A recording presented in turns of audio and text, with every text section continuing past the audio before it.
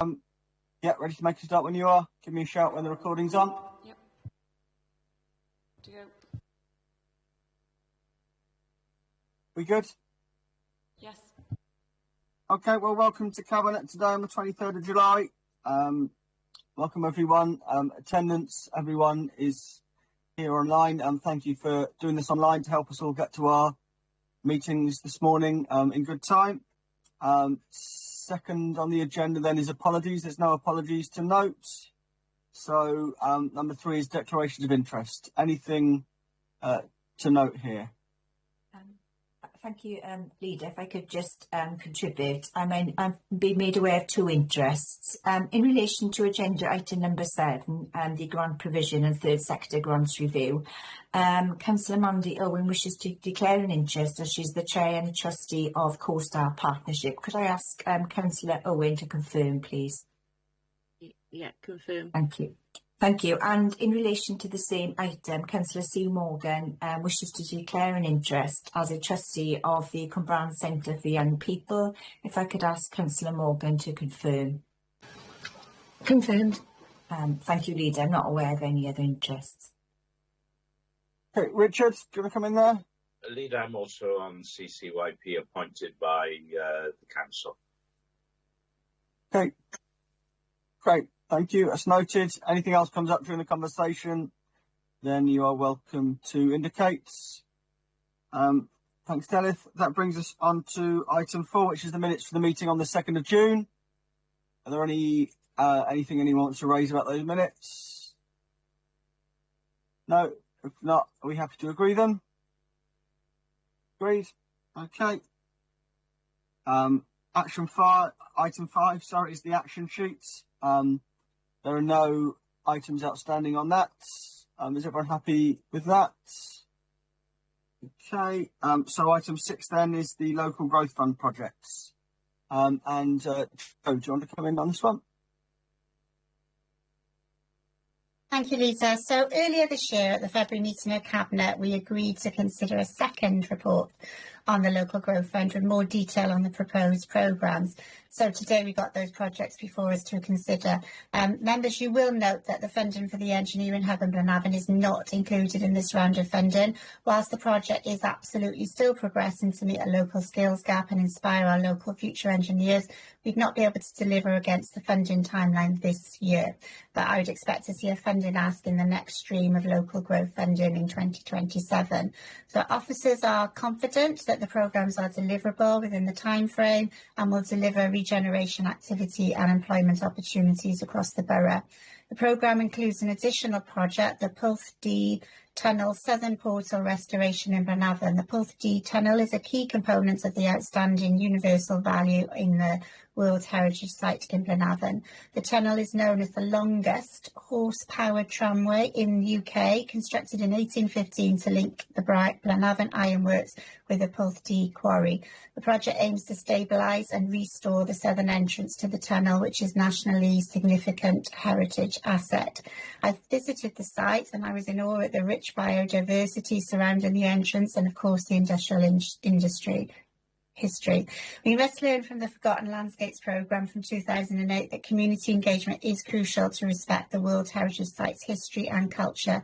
We know community members have a rich historical knowledge and we must tap into that so that we can develop a final project that is welcomed by all. If agreed today, officers will finalise the service level agreement with RCT and move to a delivery of projects. And I'll hand over to Simon Hall, Interim Head of Economy. Thank you. Good morning, colleagues. Thank you, Joe. So, just to go through the report, we're aware that the original LGF allocation has now been confirmed at 6.54 million. The first tranche, which is identified within the report, seeks approval for £3.53 million worth of projects, and the remaining 3.02 million will be developed over the next few months in consultation with various organisations and people. Programme objectives are around supporting economic growth, business development, employment, skills, regeneration, infrastructure and heritage and placemaking. project portfolio, as listed in Appendix 1, is the A4043 bus priority, which is a project which basically accelerates bus travel through the town and through the region through the use of technical things that basically turn the lights green when the buses approach the actual traffic lights. The second one is a community enterprise incubator, in which we intend to use the Portobello Indoor Market as a venue to train up using an external trainer to train people to start businesses without the usual kind of pressure of creating a big business plan and attracting investment. It teaches people from all backgrounds to come in and start up their own enterprises if they want. It also adds to confidence and self-esteem and a range of life skills as part of the process. We then have a skills and employment project, which is very much about supporting people into work. It's part of our kind of traditional program, if that makes sense, and is about workforce development. It's about upskilling and career progression, and a local feasibility study working with the employers will identify skills gaps and emerging sectors needs. The PERF-D project is develop and implement, as Joe has already said, the first stage of conservation works necessary to refurbish the tunnel, and as Jeff says, it's the longest one in England. We're then doing the Springboard Growth and Innovation soft landing programs, which is very much about supporting people into Springboard, giving them up to 3 months rent-free to support 10 business enterprises to occupy Springboard and access to business support services which are available at the venue. The next one is Thriving Together, which is very much about developing a framework for aiding local businesses in installing renewable energy, saving money, and a grant allocation for needs assessment for each businesses to develop future investment planning. We then have the Torvine Business Growth, which will deliver an integrated package of support, supporting the soft landing and supporting a range of other kind of initiatives that we're doing around business support, but also has a targeted capital grant, which is then obviously, as the name suggests, around particular improvements to buildings, improvements to their business environment. This is followed by the Torvine Strategic Forum, which is our top 60 businesses, which we've been supporting some time and gives us insights into businesses, complements the skills agenda in terms of identifying what those particular skills are, what particular needs there are, through a range of events, very much targeted to what the businesses need, and supports the TCBC in engaging with the business community. It provides a kind of, I suppose you'd say, a one-stop shop to engage with them about a range of topics and a range of kind of interventions that both sides of the fence are kind of exploring. The next one is TICOP, which was known previously as Bridge Time, but it is a dilapidated large commercial unit which we're investing in repairing and bringing up to standard, providing us with a revenue and a return on investment over the next 10 years that will bring back an opportunity to attract businesses into the neighbourhood, into the region, and will provide a Class A industrial unit. The final one is the Trepentwis Trails, and the primary project approach at the moment is securing planning approval, the clearance of the site, and bringing it up to a stage where we can then regularise its use and support additional works to create the start of a visitor centre with the provision of an application for toilet and shower block, and we're working through that at the moment.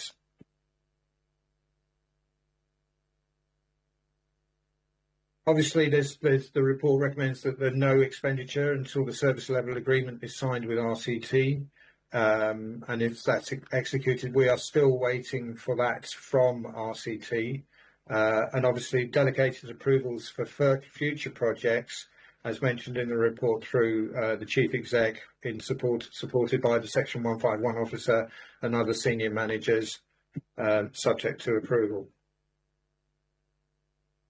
Obviously, there's some risk around this, as I've already mentioned. The service level agreement, there is a delay which seems to be, well, it's quite a challenge, and obviously we're involved in conversations with RCT and Welsh Government about that. There is no extension to the programme, so the programme spend deadlines are clearly challenging, and we're hoping that we're confident we can meet them under current circumstances, but as delays continue, there may be some challenges around that, so we've put in place a risk register. Procurement is always a risk. The deliverability we've addressed as much as possible, so we feel confident that the schemes will go forward. There are some issues or potential issues around subsidy control and inflation costs. Monitoring and oversight arrangements have been put in place, and we're comfortable with how they fit at the moment. So the key decisions that we're asking Cabinet for is to approve the projects that I've outlined earlier, approve the service level agreement authority for that to be signed through officers, and approve the delegated governance arrangements, but also to note the programme risks as identified earlier on. Really proud because we've got a strong deliverable first tranche set of programmes focused on growth and regeneration, but also retaining flexibility for future investments. And as I said, the next tranche is currently in development and will be consulted on further. Thank you, Chair. Happy to take any questions. Thank you both. Any questions about this one? Fiona. It's only a slight slip of the tongue. You said Pwllheli was the largest tunnel in England. It's in Britain. I just wanted to make sure that was clear. But I know because we've had this conversation. Yeah, apologies, noted. I stand corrected, yeah.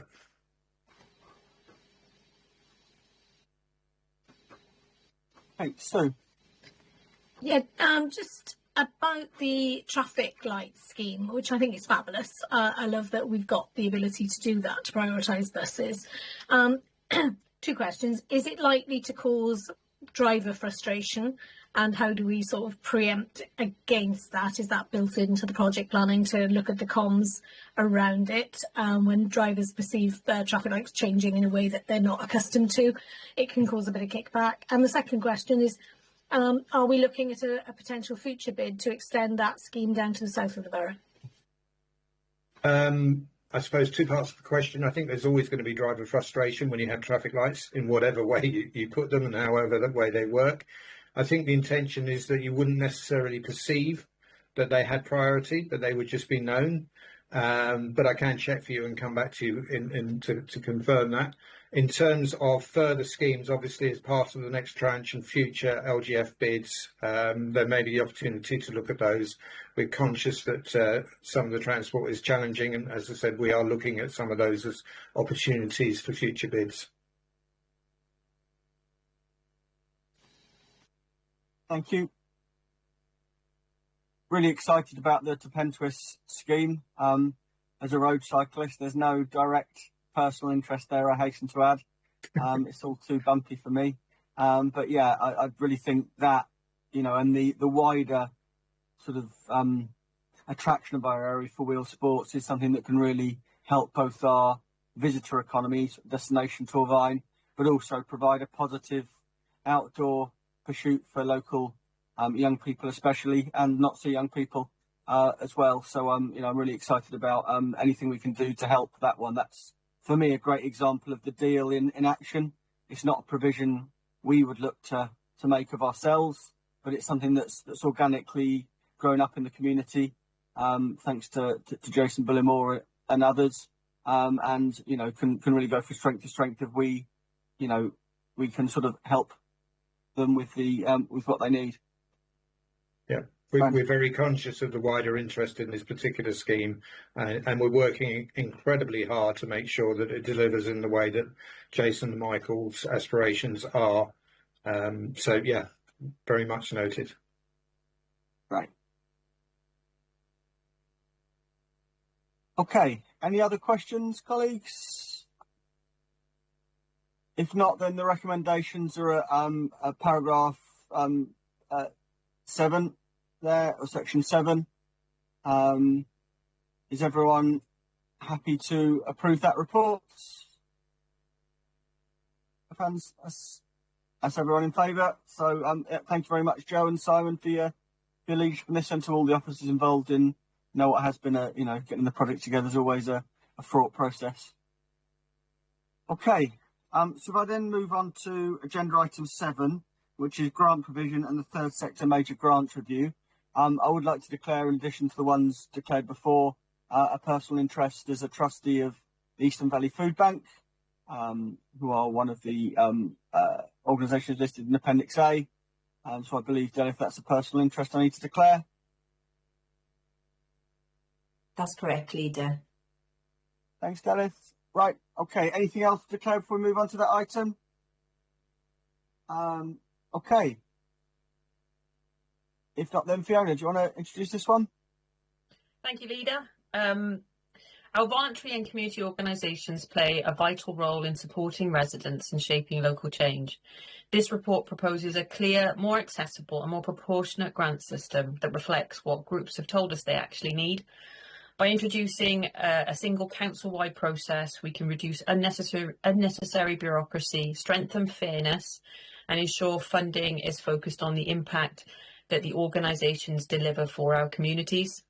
The review of the third sector major grant scheme has shown that while the current arrangements have supported valued and long-standing organisations, they're not accessible to newer or smaller groups who are equally contributing to community well-being. If we retain the status quo, we risk limiting innovation, restricting opportunities for those emerging organisations, and continuing a funding landscape that is not aligned with the deal or our early intervention prevention priorities.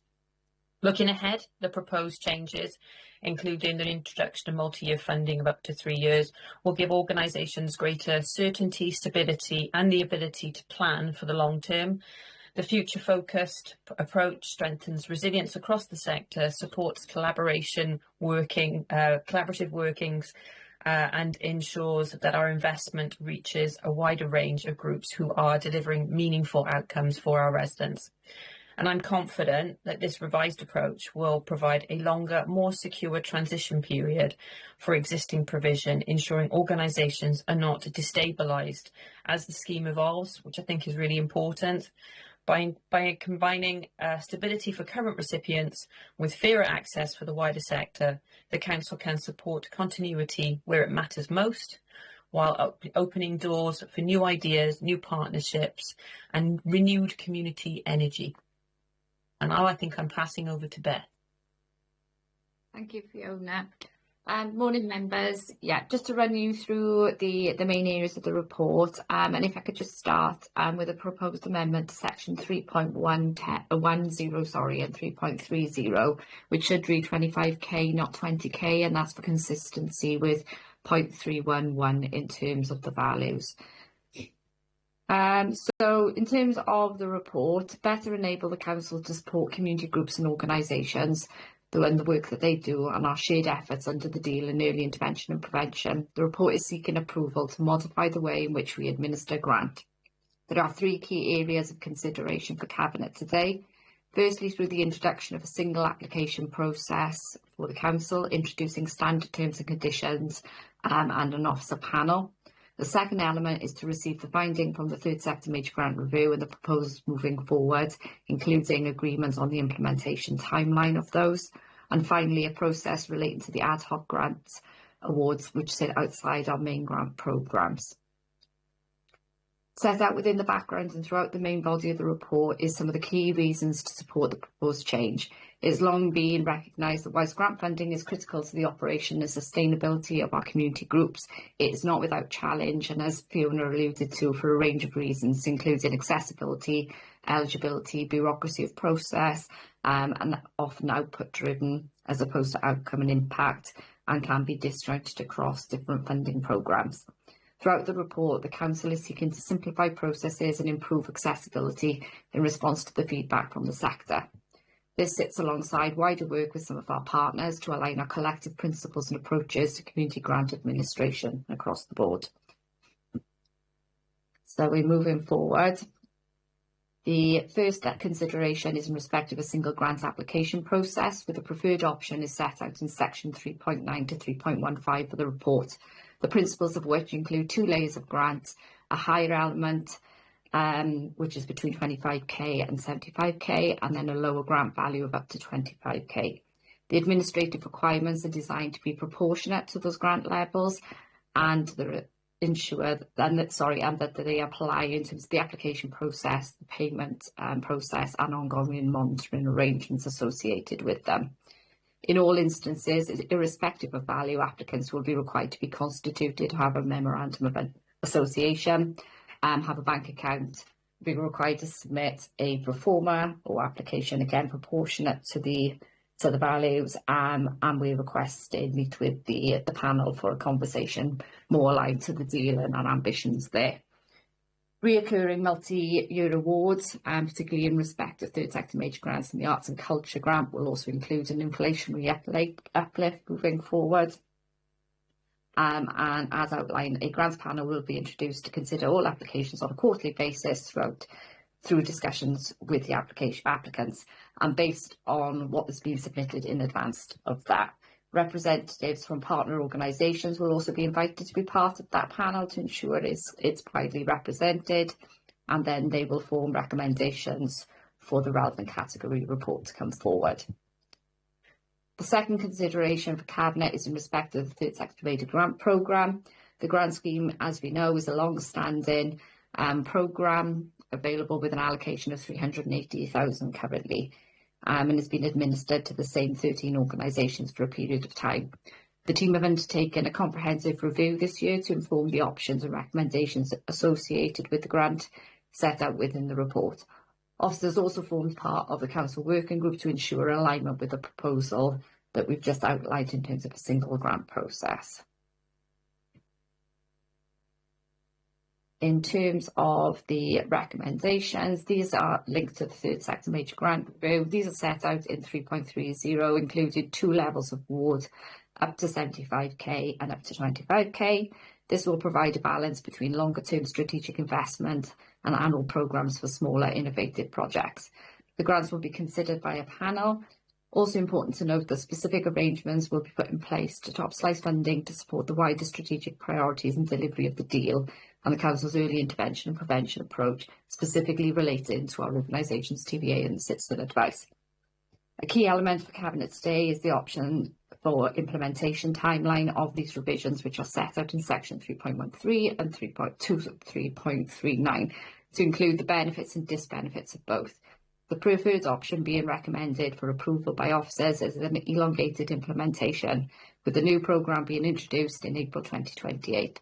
This option provides certainty in the transition period specifically for existing groups, but does limit available funding opportunities for others. An allocation of additional funding to mitigate this could be a consideration.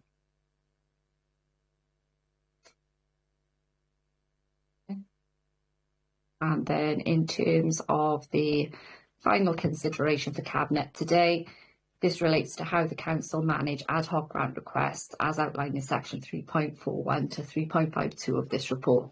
The preferred option is to establish a policy position that enables consideration to ad hoc applications, and a budgetary value for members' reserve should be committed.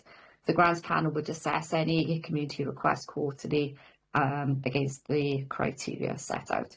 Cabinet should also note that in respect of the ad hoc grants, there are currently 2 requests, and it is proposed the Cabinet approve subject to the necessary criteria being met following assessment and meeting with the panel.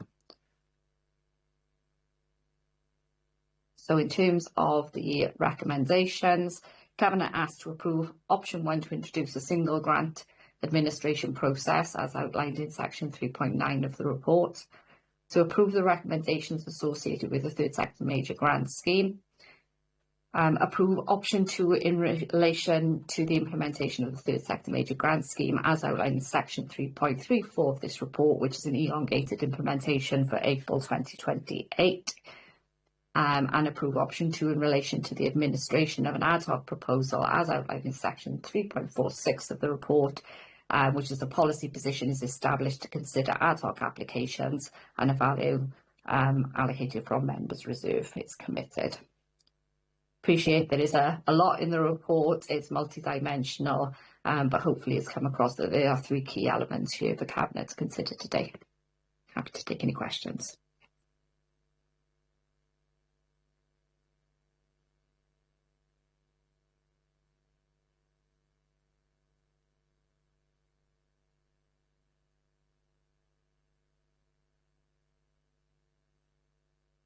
I think you can come in there, Pete. I think that. Peter? Yeah.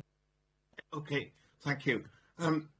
Just checking, for the smaller schemes up to 25k, Fiona mentioned in her introductory remarks about 3-year funding. I mean, one of the things for the third sector is some sort of certainty about funding. Will the 3-year funding be available for the smaller grant recipients? We haven't been explicit around that, and I think broadly the intention was that the larger funding would be available over 3 years on the basis that it would generally fund those that are looking to embed sort of programmes of support for a longer term. That smaller fund is generally designed for sort of shorter term projects, that innovation and testing. Whether that needs to be a consideration, potentially. But I think the original intention was the smaller scheme was for sort of short-term innovations responding to immediate need and demand, that then might prove proof of concept for longer-term funding beyond that. Yeah, I was just thinking that, I mean, I don't know if it's still in place, but the Welsh Government had a guidance note on funding for the third sector, which recommended 3-year funding. It's just something I think we should look at, if possible. Okay, yeah, duly noted, and you know, and again, I think it was just to allow that flexibility, because in some instances, some projects won't be seeking long-term funding, will they? They will be sort of short-term interventions and that responsive. But I'm assuming we can take that away. But Stephen,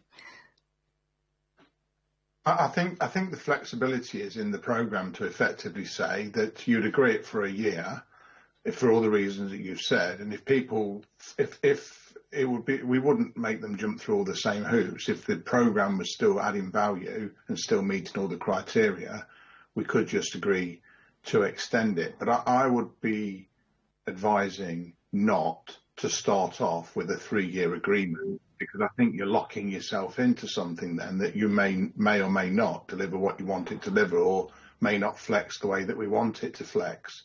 So I think easy to repeat if we need to, but not agree from the beginning for the smaller schemes for a 3-year programme is what I would be suggesting.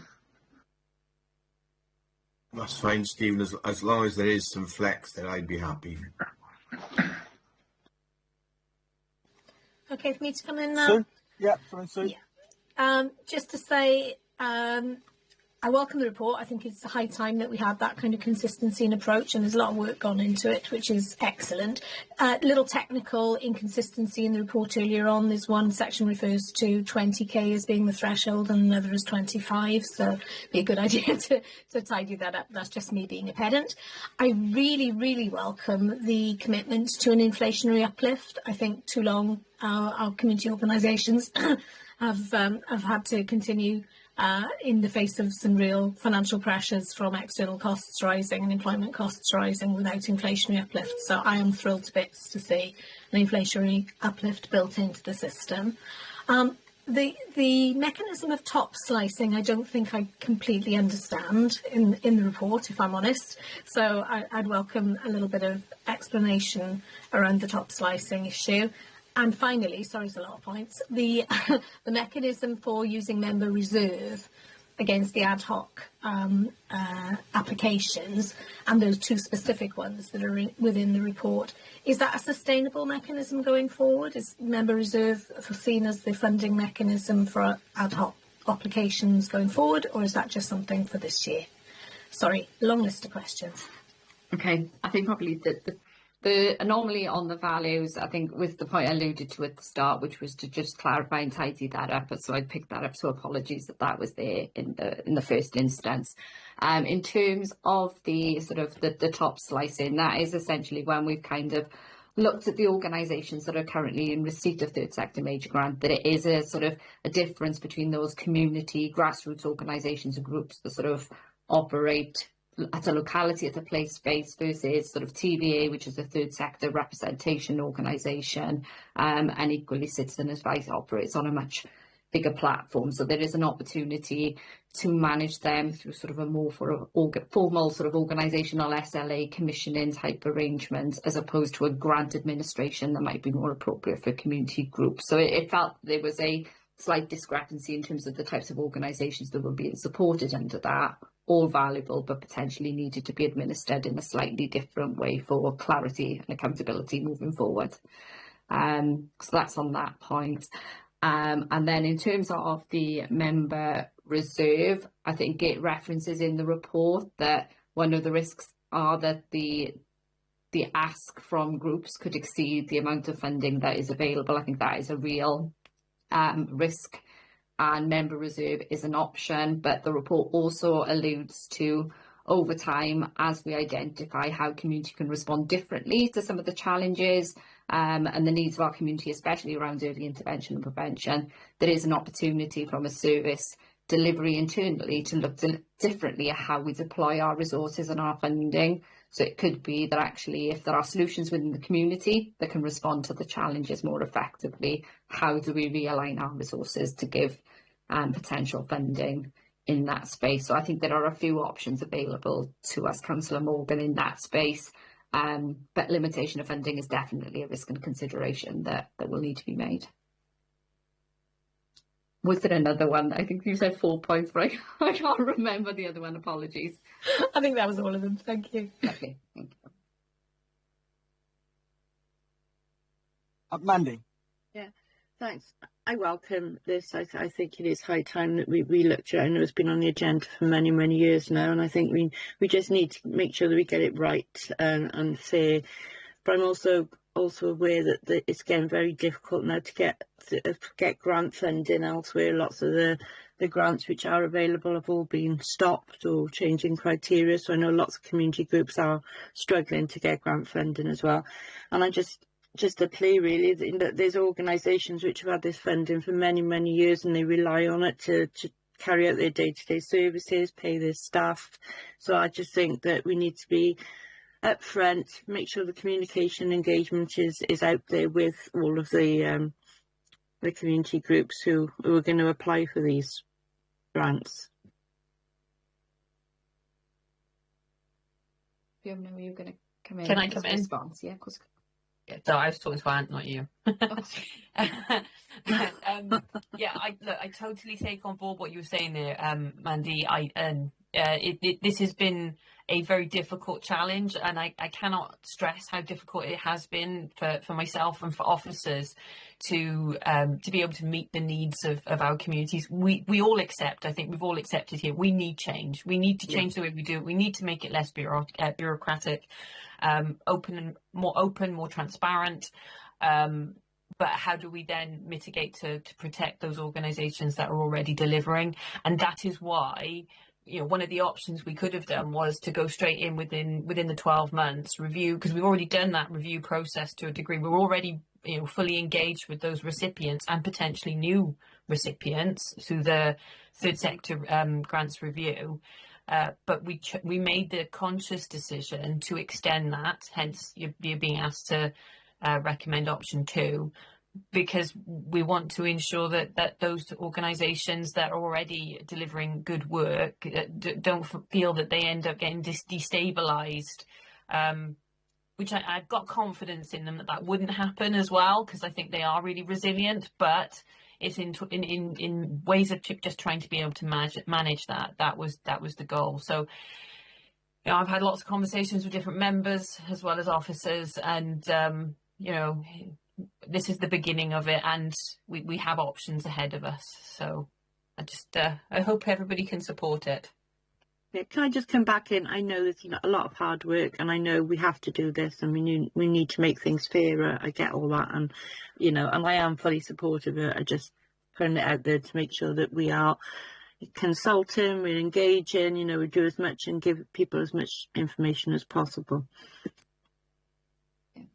If I could just really quickly come back in, where we said about the lack of funding, I think what we're increasingly being more creative as well is, as we are receiving funding as services, is actually looking at how we can deploy them as grants as well to our community groups, as opposed to just our traditional approach, which would be to commission or to service deliver ourselves. So increasingly we're trying to step into that space to make sure that there's a broad range of grants available as far as possible, really, to support the sector.